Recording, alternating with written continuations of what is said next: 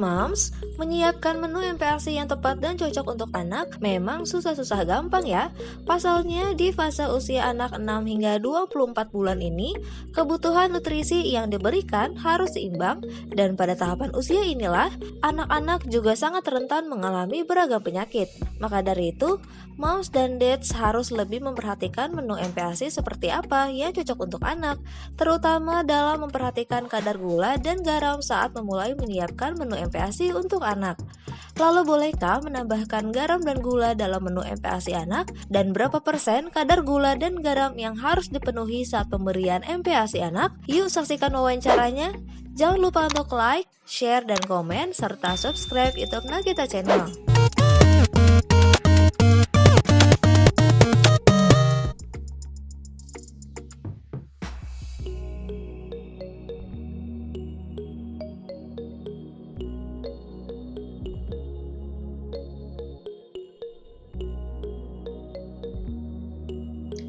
Apakah boleh? Jadi gini, keperluan free sugar atau tambahan gula disarankan oleh WHO adalah hanya 5% dari total kalori pada anak di bawah 2 tahun.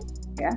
Jadi kalau seperti apa? Jadi kalau keperluannya si anak 1000 kalori, kalau 5% kan cuma 50 gram. Kalau 50 gram gula karbohidrat jadi dibagi 4, cuma 12,5 gram. 10 kilo adalah rata-rata anak umur 1,5 tahun gitu ya. Jadi dia bisa ada tambahan sekitar 1 sendok makan saja.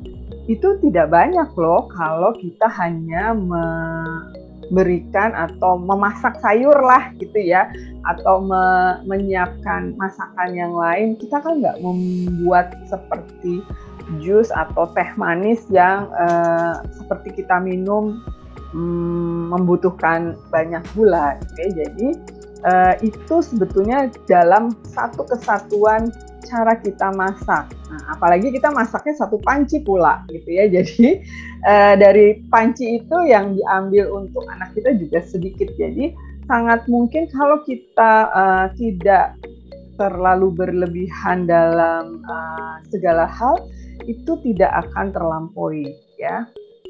Perlu diingat juga bahwa buah-buahan mengandung pemanis. Pemanisnya apa? Fruktosa. Nah, dapat kita gunakan itu sebagai penambah rasa manis. Nah, kalau garam perlunya kalau anak sampai dengan 1 tahun itu cuma 1 gram. Bayangkan 1 gram itu 1 sendok teh 5 gram, 5-6 gram. Jadi cuma 1/5, jadi cuma seujung sendok teh gitu ya. Jadi sebetulnya nggak terlalu banyak. Makanya jangan menggunakan processed food atau makanan-makanan yang sudah diproses, makanan kaleng. Kemudian pasti mereka mempunyai kadar sodium atau natrium yang cukup tinggi. Nah, natrium itu adalah komponen garam dalam hal ini, bukan gula ya, garam dalam hal ini. Jadi hati-hati, makanya kalau memberikan MPASI tidak dianjurkan bahan-bahan yang diawetkan dalam kaleng gitu ya. Kenapa? Karena ada komponen itu, karena garam sendiri kan pengawet sebetulnya, ya kan? Itu adalah sudah dikenal dari nenek moyang kita bahwa garam itu memberikan efek pengawet yang cukup manjur. Ya, jadi hal-hal tersebut aja. Jadi yang biasa-biasa aja gitu loh. Ya, bahasanya adalah yang biasa-biasa saja. Nggak usah neko-neko, nggak ada masalah sih sebenarnya.